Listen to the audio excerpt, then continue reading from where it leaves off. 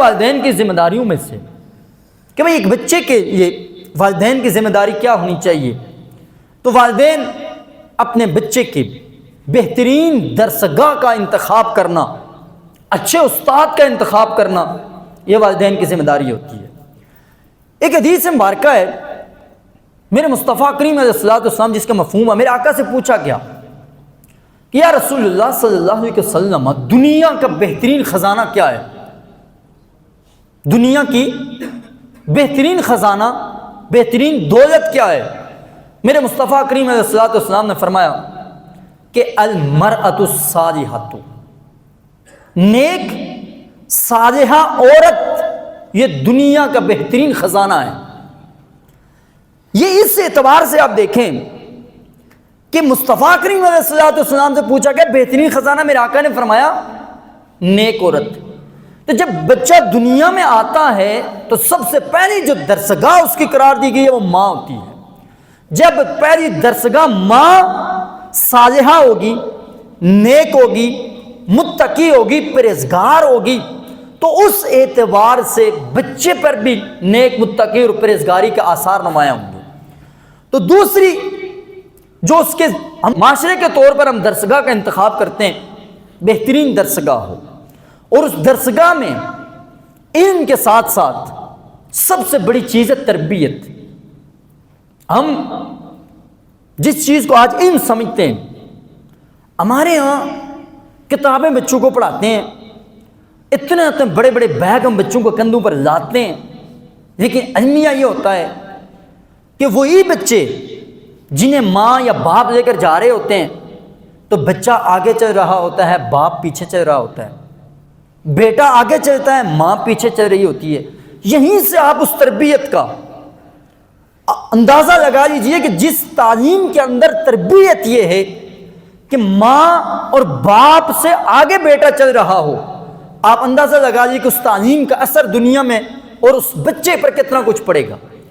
اور اسی کے ساتھ ہمارے جو تعلیم کا معیار ہے، سب سے پہلی چیز اس میں ادب ہے، اس میں تربیت ہے۔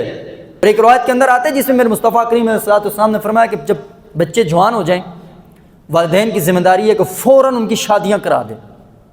اگر وہ صاحب حیثیت ہیں یا بچہ خود کفیل ہو جاتا ہے، کمانے کے قابل ہو جاتا ہے، فوراً ان کی شادیاں کریں۔ اگر اس دوران شادیاں تاخیر سے کرتے ہیں، بچے گناہوں میں مبتلا ہوتے ہیں، اس کے متعلق والدین سے سوال کیا جائے گا۔ آپ یہاں تک بھی سوچو۔ پھر میرے مصطفیٰ کریم علیہ السلام کو دوسرا فرمان بھی، جس میں میرے مصطفیٰ کریم علیہ السلام نے فرمایا جس شخص کی 2 بیٹیاں ہوں، اس شخص نے ان کی اچھی تربیت کی، پھر ان کی شادیاں کی ہیں، میرے آقا کریم علیہ السلام نے اس کے متعلق فرمایا قیامت کے دن میں اور وہ 2 انگلیوں کو اشارہ کر کے فرمایا اتنے قریب ہوں گے۔ تو یہاں تک بھی والدین کی ذمہ داریاں اولاد پر رہتی ہیں۔ پھر بچوں کو عبادات کی طرف راغب کرنا۔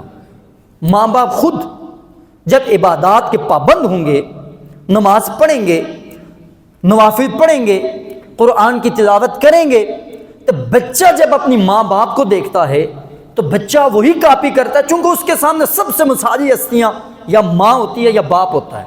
اور اس بات پر بھی کچھ اہل تحقیق نے نقل فرمایا کہ سب سے زیادہ بچہ ماں کی نقالی کرتا ہے، ماں کے ہر عمل کو نقل کرتا ہے۔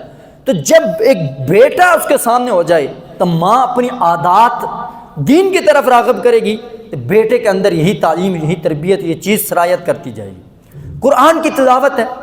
اب قرآن کی تلاوت کے آداب میں سے اگر ماں کو تو آداب پتہ ہوں گے، باپ کو آداب پتہ ہوں گے۔ ہم نے تو آج کل وہ سلسلہ آ گیا ہے کہ ہم نے قرآن کو ایک اردو کی کتاب سمجھا ہوا ہے، خود اوپر بیٹھے ہوئے ہیں، قرآن کو نیچے رکھا ہوا ہے، تو ہم کہتے ہیں عرب میں ایسے ہے۔ تو وہ لوگ جو قرآن کو اس طریقے سے خود اگر پڑھیں گے، نہ وضو کا خیال کیا، نہ کہاں پر قرآن کو رکھنا ہے، نور ہے نا، نور، تو نور کو ہم جتنی حفاظت کریں گے یہ اتنا ہمارے یہ باعث خیر، ہمارے برکت ہوگا۔ اگر ہم اس کو عام کتابوں کی اگر کتاب سمجھتے رہیں گے تو پھر ہمیں اس سے فائدہ کیا حاصل ہونا ہے؟ وہی ہے یدل بھی کثیرا ویہدی بھی کثیرا، ہے تو رب کا کلام۔ ہم شرعی مسائل ہمیں حلال حرام کے ہم قرآن سے نہیں ڈھونڈ سکتے، لیکن صحابہ کا نظریہ عقیدہ دیکھیے، وہ فرماتے ہیں اگر ہماری نکیل بھی گم ہو جائے اونٹ کی، ہم قرآن سے ڈھونڈیں گے۔ آج کوئی اس پر کہے ڈھونڈ کے دکھائیں۔ تیسری چیز بچوں کو مسنون دعائیں، کہ جب بچہ سونے لگے ماں دعا پڑھے گی، بچے کو دعا کی پریکٹس کرائے گی، صبح اٹھتے وقت خود دعا پڑھے گی، بچوں کو پریکٹس کرائے گی، پینے کے وقت جب بچہ ماں سے پانی مانگے، باپ سے پانی مانگے، تو آپ والدین اگر اپنے بچے کو بٹھائیں، کہیں بسم اللہ پڑھو، پھر اس کے بعد 3 سانسوں میں پانی پلا کر آخر میں الحمدللہ کہنے کی ترغیب و تلقین کریں گے ماں باپ، تو بچے کے اندر ہر نعمت کے بعد شکر کرنے کے ایک صفت اور ایک مادہ اس کے اندر پیدا ہوگا۔ اسی طریقے سے بچوں کے متعلق 2 چیزیں بڑی بات دیکھیں، ہمیں قرآن مجید کے اندر جنت میں جانے کی ترغیب اور جہنم سے ڈرانے کے حوالے سے متعدد مقام پر اللہ رب العزت نے قرآن مجید میں جنت اور جہنم کا ذکر کیا۔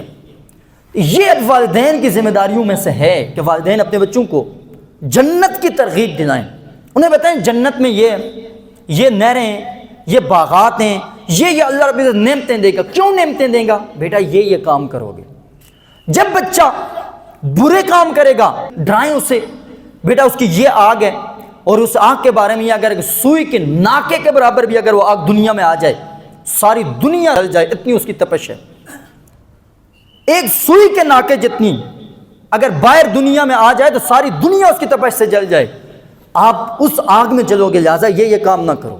جب اپنے والدین اپنے بچوں کو اس طرح سے تربیت کریں گے، اور ساتھ اخلاقی تربیت، سچ کی عادت ڈالنا اور جھوٹ سے نفرت دلانا۔ حضرت عبداللہ بن عامر رضی اللہ تعالیٰ عنہ وہ فرماتے ہیں کہ آقا کریم علیہ الصلوۃ والسلام ہمارے گھر میں تھے، مجھے میری امی نے، والدہ نے بلایا، بیٹا آؤ میں کچھ دوں گی تمہیں۔ تو حضور علیہ الصلوۃ والسلام نے ان سے فرمایا کہ تو اسے کیا دے گی؟ عرض کی یا رسول اللہ صلی اللہ علیہ وسلم میں اسے کھجور دوں گی۔ تو مصطفیٰ کریم علیہ الصلوۃ والسلام نے فرمایا اگر تو اس کو یہ چیز نہ دیتی تو تیرے حق میں ایک گناہ لکھا جاتا، تو نے اپنے بیٹے سے جھوٹ بولا۔ اب ذرا اس بات کو دیکھیے، کیا کبھی ہم نے سوچا اس بات پر؟ ہم بچوں کو بیٹا یہ کام کرو میں تمہیں یہ دوں گی، ماں باپ بلاتے ہیں نا بچوں کو، بہت ساری ایسی چیزیں ہم بچوں کے ساتھ جھوٹ بولتے ہیں۔ جب ماں اور باپ اپنے بچوں کے ساتھ جھوٹ بولیں گے تو بچے کی میموری میں ایک بات نقش ہو جاتی ہے کہ فلاں موقع پر ماں نے یا باپ نے مجھ سے یہ وعدہ کیا تھا، یہ چیز بولا تھا، مجھے یہ چیز نہیں دی ہے، ماں کے حق میں گناہ چلا گیا۔ تو بچے کے ذہن میں چیز آ گئی ہے کہ بھئی جھوٹ بھی ہے، فراڈ بھی ہے، دھوکہ بھی ہے، کس طریقے سے کسی کو بہلا کر اپنا کام نکالنا۔ تو جب ماں باپ اپنے بچوں کے ساتھ جھوٹ بولیں گے، بچوں کے اندر جھوٹ پیدا ہوگی۔ اسی طریقے سے بچوں کو گفتگو کے آداب، سب سے پہلی بات یہ ہے ماں باپ اگر بچوں کے سامنے اونچی آواز سے بولیں گے، چیخیں گے، بلا وجہ انہیں ڈانٹیں گے، بچوں میں بھی بات کرنے میں چھوٹی سی بات پر ڈانٹیں گے، چھوٹے بڑے کی تمیز ختم ہو جائے گی۔ اسی طرح سلام کرنے کی عادت، آقا کریم علیہ الصلوۃ والسلام نے نہیں فرمایا افشوا السلام، سلام کو پھیلاؤ۔ ماں باپ اگر گھر سے جائے سب سے پہلے اپنے بیٹے کو سلام کرے، گھر میں سلام کرنے کی عادت ڈالے۔ ماں اگر کہیں سے جاتی ہے گھر میں آتی ہے، سب سے پہلے اگر بچوں کو السلام علیکم رحمۃ اللہ کی تعلیم خود یہ عمل کرے۔ بچے باہر جائیں انہیں السلام علیکم رحمۃ اللہ کی تاکید اور تلقین کرتے جائیں گے، یہ بھی بچوں کی تربیت میں اخلاقی طور پر اس کا بڑا عمل دخل ہے۔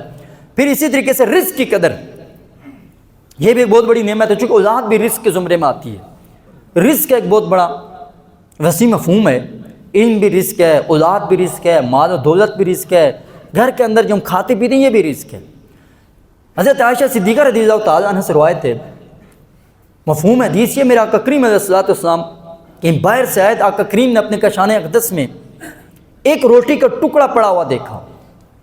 آقا کریم علیہ الصلوۃ والسلام نے اس روٹی کے ٹکڑے کو اٹھایا اور اس کو جاڑا اور کھا لیا۔